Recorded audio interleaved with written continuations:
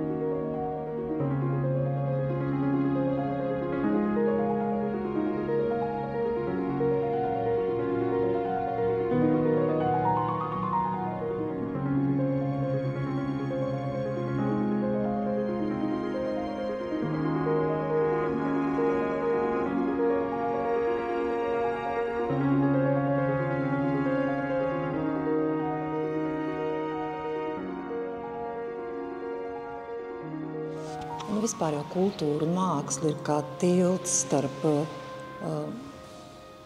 to radītāju un skatītāju un lietotāju sajūtām un ārpasauli. Un ļoti bieži tieši kultūra un māksla var izteikt to, ko vārdos ir ļoti grūti ietērpt. Kultūra un māksla ir tie, kas palīdz saprast cilvēkam labāk pašam sevi, izprast savas sajūtas un kļūt atklātākam pašam pret sevi. Un viennozīmīgi tas kultūras mākslas piedāvājums, ko tā skaitā arī muzeji var sniegt cilvēkiem, kam ir šāda vēlme, ir nenovērtējams,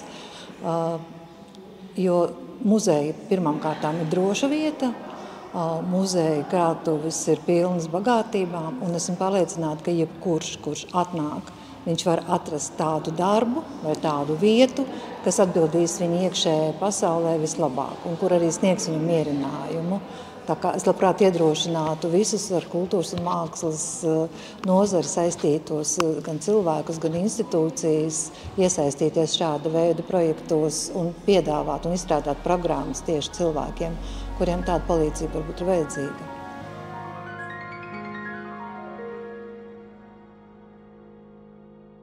Tā ir ļoti labi, ka ir šāda programma un īpaši risinājumi, kurus var izmantot, un cerams, ka mums tas arī izdosies.